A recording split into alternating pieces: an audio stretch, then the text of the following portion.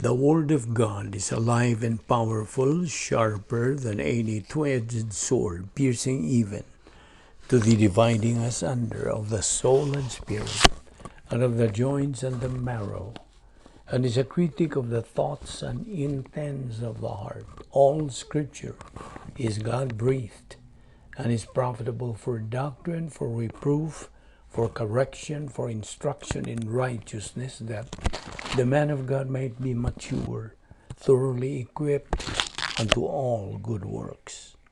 Study to show thyself approved unto God, a workman that needeth not to be ashamed, rightly dividing the word of truth. 1 Corinthians 15:58, always give yourselves fully to the work of the Lord, because you know that your labor in the Lord is not in vain. 1 Corinthians 3:7, as we labor in the Lord faithfully, we wait patiently on the Lord, who makes things grow.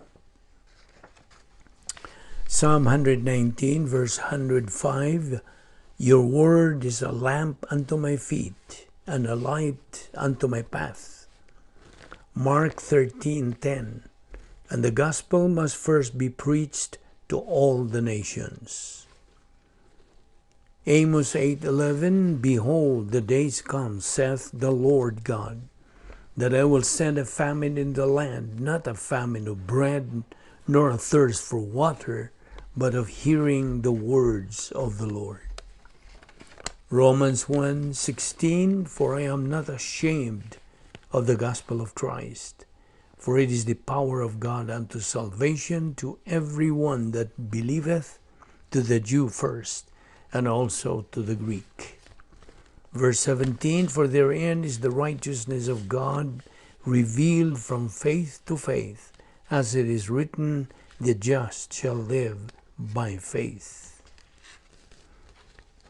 2 Timothy 4:2-4, preach the word, be ready in season and out of season, reprove, rebuke, exhort with great patience and instruction. For the time will come when they will not endure sound doctrine, but wanting to have their ears tickled, they will accumulate for themselves teachers in accordance to their own desires, and will turn away their ears from the truth, and will turn aside to myths. The next few moments are devoted to silent prayer. You have the privacy of your priesthood as a believer, the option of rebound, if necessary, to ensure the filling of the Holy Spirit for the perception and metabolization of Bible doctrine. You also have the opportunity of blotting everything else out, except concentration on the teaching of the Word of God. In preparation, therefore, for our study, let us pray.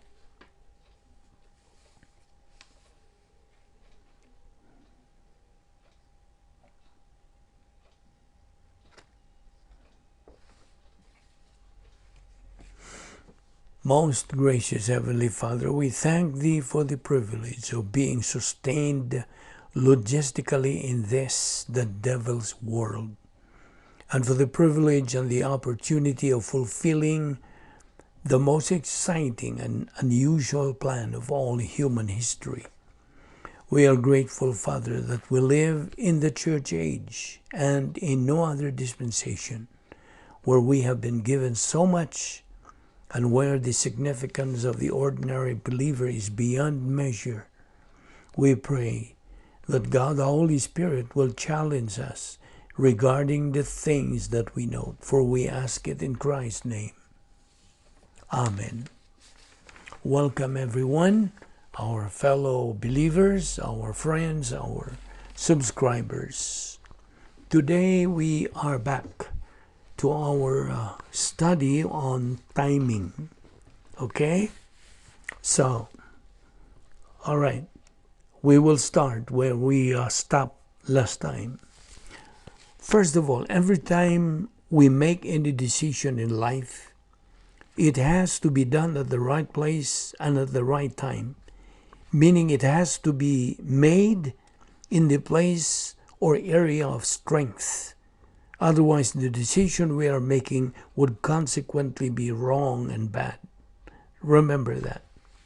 Furthermore, no believer would be able to synchronize his timing with God's timing in a state of ignorance of the mystery doctrines of the church age. By the way, why are the current doctrines we are studying in the church age called mystery doctrines?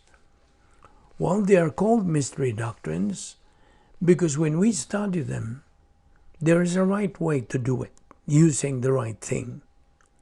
Now, what do we mean by that? It means God has His procedure, His protocol that believers have to follow to be in sync with God's timing. Okay, let us repeat to state here that God is perfect.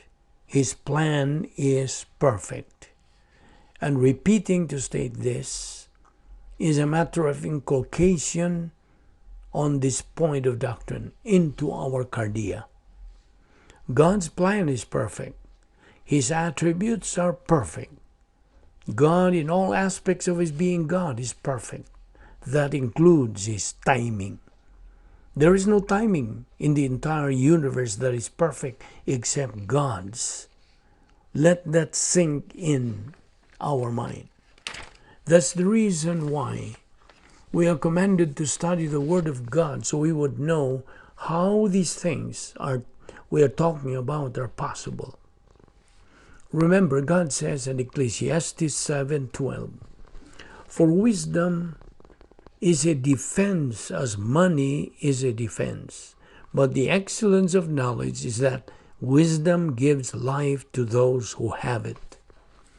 In Psalm 18:30 it says, "As for God, His way is perfect. The word of the Lord is proven. He is a shield to all who trust in Him." Knowledge is what we believers must acquire in order to be right with God and to His right and perfect timing. So we take in Bible doctrine regularly, persistently, and consistently to get knowledge and wisdom. Proverbs 2:10 says, "When wisdom entereth into thine heart, and knowledge is pleasant unto thy soul." Verse 11, "Discretion shall preserve thee, understanding shall keep thee." Now, as what a pastor friend of mine says, knowledge, vitamin K. That's true. Knowledge is a vital part in a believer's life. Without it, without God's wisdom in a believer's frontal lobe of the mentality of his soul, life for him has no meaning, no purpose, no challenge. It's boring. A believer who is ignorant of doctrine is a sure casualty in the angelic conflict, spiritual warfare. He is ignorant of truth because of his being negative, apathetic believer, and worse, he is arrogant.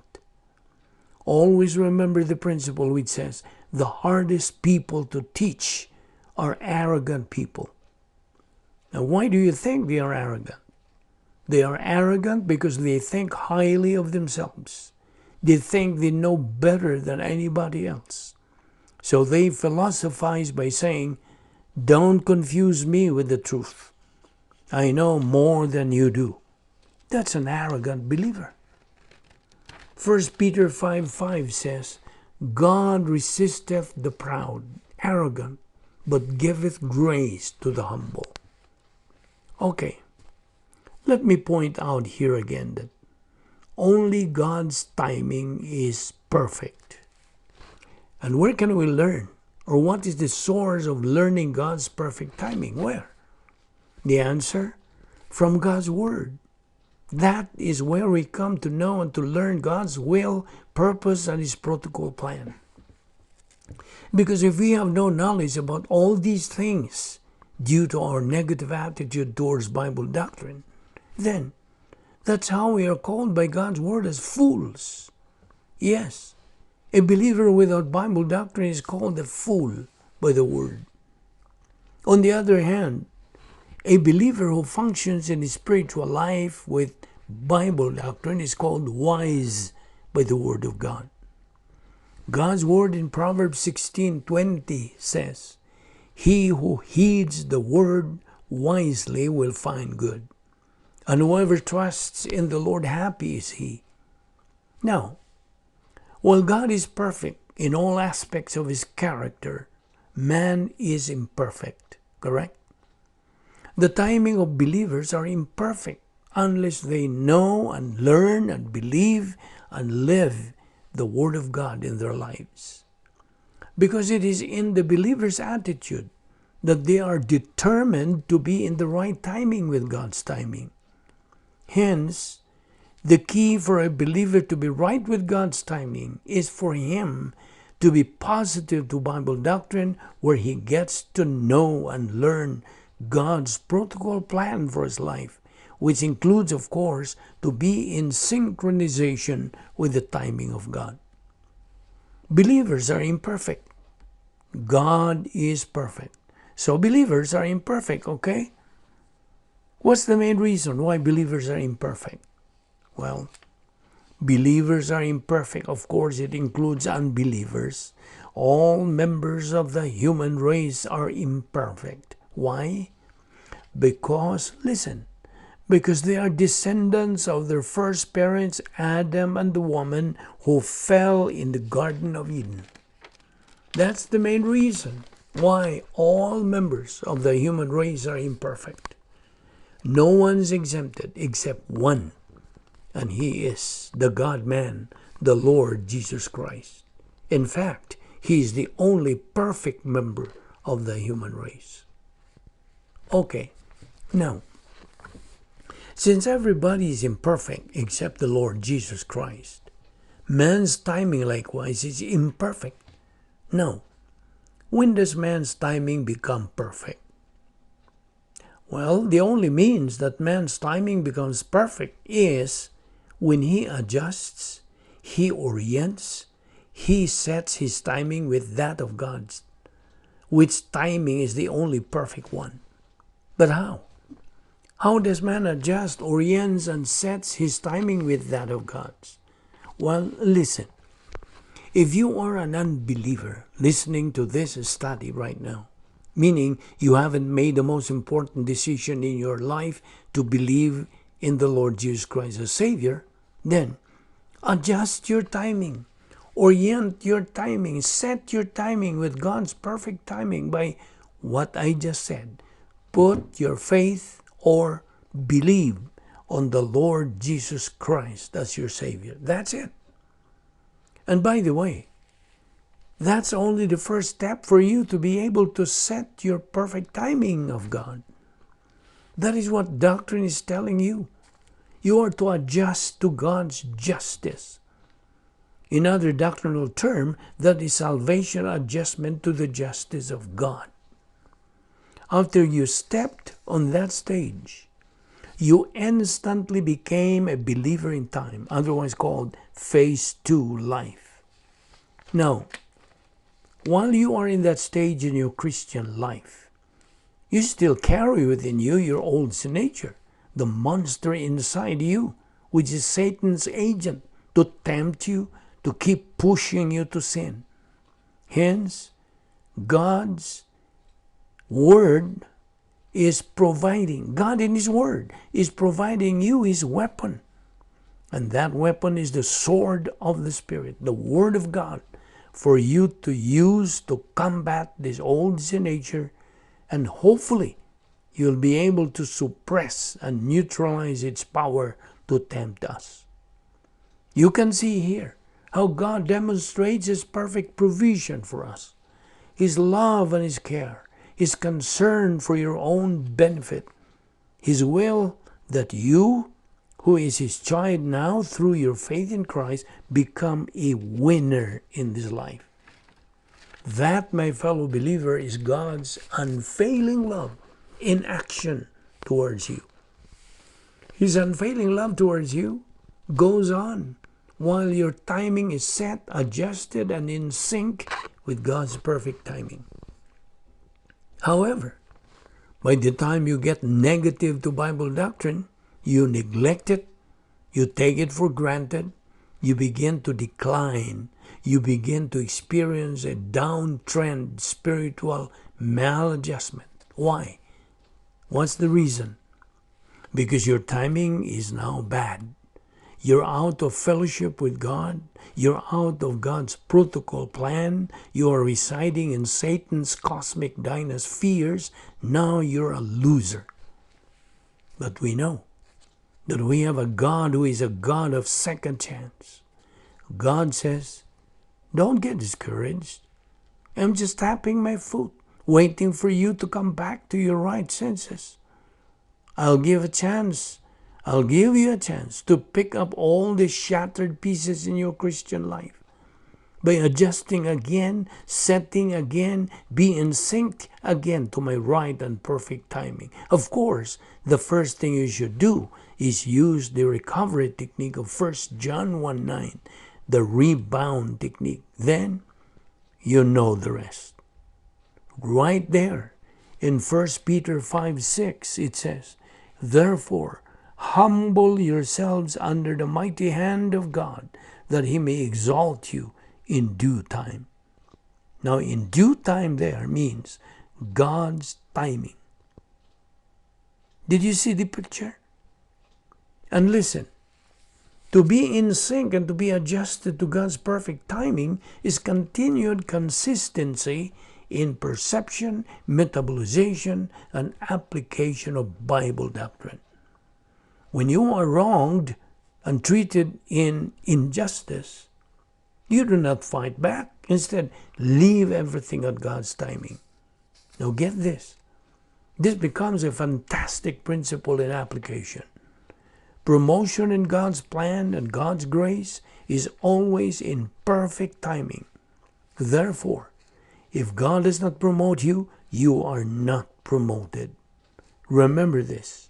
There is a wrong time for promotion. There is a proper time for promotion. Don't forget this principle as our guide with regards to promotion. If you want to be promoted by God in His perfect time, then, as a believer, be very sure that you are in the right place at the right time with the right attitude. Now, what is the right place? Inside the operational divine dynasphere. What is the right time? Where? Or what is the right time? Capacity for life. That includes capacity for happiness, capacity to receive God's temporal escrow blessings, capacity to glorify God to the max. Now, what is the right attitude? Positive volition to Bible doctrine.